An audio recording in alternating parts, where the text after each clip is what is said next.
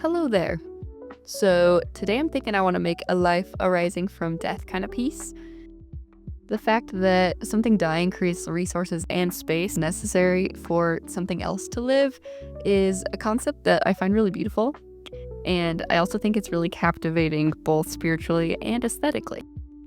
I've seen a lot of really cool art of plants growing out of a human skull, so I'm going to start from there by just sketching it out. And I think the sketch is decent, but I don't feel excited by it, so I want to put a little bit of a different spin on it. I'm drawn to the idea of a deer skull because there are a lot of deer nearby where I live, and I had the idea of vines like growing up the antlers, which sounds really fun to play with.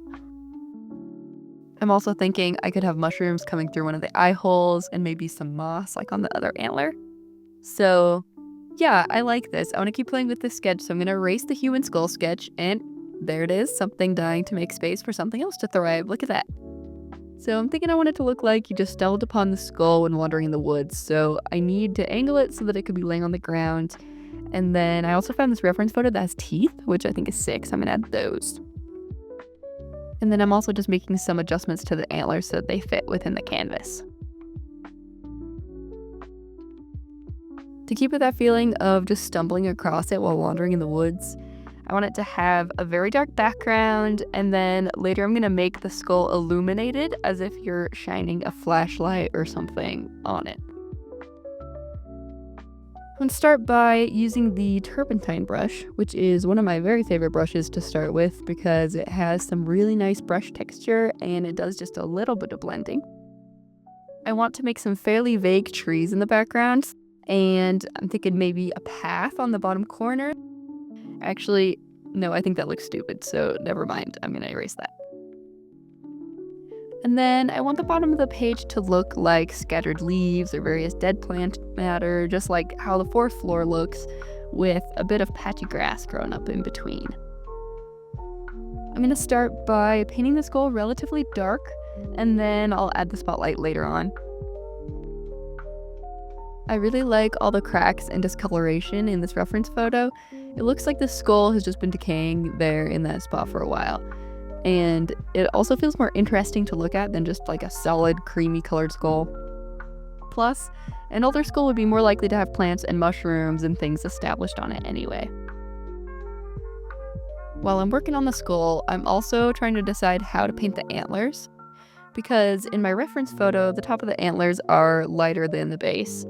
But in my painting, the tops will be further away from my light source, so kind of trying to balance those two things.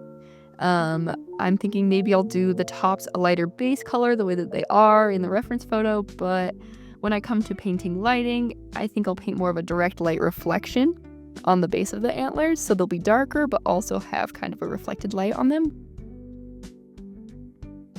And also the front antler will probably have a little bit more lighting than the back antler since it's closer to the flashlight. So it'll be interesting to balance these things, but we'll see kind of how that goes. I'm also going to keep revising this moss a bit, but that'll work for now to help me visualize how it's all going to be laid out. I want the vine that's growing up the antler to be something that grows around where I live. And I have a vine at my house called a Virginia creeper that grows like crazy, like too good. It can easily outcompete other plants, and it can literally pull gutters and shit off of your house. So it's pretty vigorous. So it seems, pretty likely that it could have taken over a deer skull and grown up the antlers. Since it's so vigorous, I'm also going to put it on the tree trunk behind it, and then maybe one of the other trees further back to kind of tie that in as well. I also just really like the look of these leaves. I love plants that have multiple leaflets because it just makes them look so lush. This is the point where I realized that I had painted all of the leaves upside down.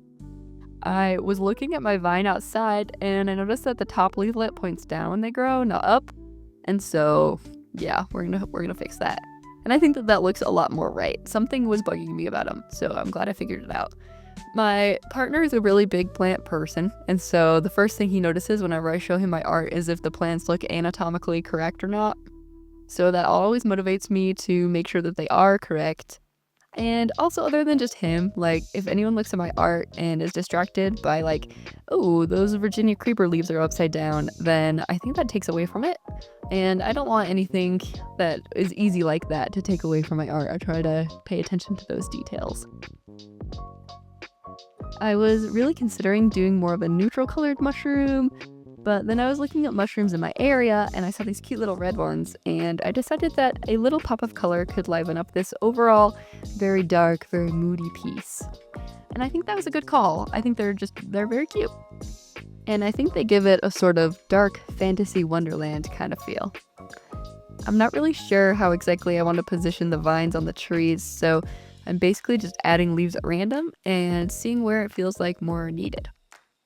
Now that I'm adding the Virginia creeper to the trees, I'm thinking I'm also going to add some moss as well to the tree right behind the skull. So this is starting to just look like a very lush forest. And now to my very favorite part, adding lighting. I started by just kind of covering everything in a light yellow on the skull. And you know what? It's just not moody enough for my liking. So take two, I'm going to add a new add layer, and I'm going to make it look a little more shiny and a little more similar to that skull reference photo that I've pulled up. I want to be more selective with my bright spots, and I want to make it so that the skull has texture, but the lighting itself is more smooth, because that makes it look like it has more shape to it, since the light is hitting certain spots a little bit more directly than others. I'm going to use a similar approach when lighting the nearby leaves and the mushrooms as well. And then as I go further away from the skull, I'm going to make it more and more subtly lit. I'm making the mushrooms that are popping through the skull quite shiny, as well as the first couple of leaves right next to the skull. I could have made the lighting more of a cool color, and I considered that, but I almost always gravitate toward warmer lighting. I like that it looks kind of golden. It adds to the dark fantasy wonderland kind of feel. I'm also going to add a tiny bit of lighting to the leaves on the tree trunk also to start making them look a little bit less flat, but I'm going to be very conservative about it so they still fit with the background. I'm also adding more defined patches of grass around the skull to further draw your eyes to the center of the piece. And I decided to move the leftmost patch of mushrooms closer in for that same reason. They felt a little too distracting all the way on the side like that, and I want the focus to be very central. I think that being able to move things so easily is such a nice feature of digital painting. I love that I have just so much creative freedom because nothing is permanent about it. And it can still be hard to move things around, especially if I have the base colors like on one layer and the lighting on another layer, for example. So if you move something, then it's hard to like reline the layers up. So it's not always super easy, but it is doable. So I feel like I can just start creating and I don't have to overanalyze the placement of different elements from the start. I'm now adding a sort of blended dark vignette around the border of this piece. This is, again, to emphasize that flashlight feeling and also to keep the focus in the center. The more I look at it, the more I feel like the left antler looks wrong. It's been bugging me for a while, but I couldn't place why exactly, and I think it's too far down, so I'm just kind of scooching it up a little bit. And then when I started doing that, I started thinking like, wait, why would a deer skull have a hole in the side of the snout like that? So I looked at more photos closely, and most deer skulls have some like texture there that makes it look a little patchy.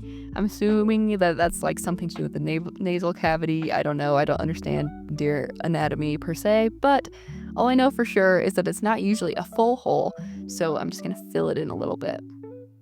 And doing that made me notice that they also don't have that groove that is running all the way down their snout like that, so I'm filling that in as well, and wow, I think that made a huge difference. Like, it looks way more realistic. It looked a little too cartoony before, probably just because it was incorrect, so I like how this looks a lot better.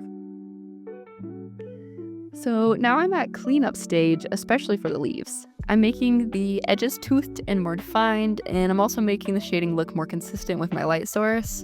And then I also want to make the veins of the leaves look a little bit more intentional as well.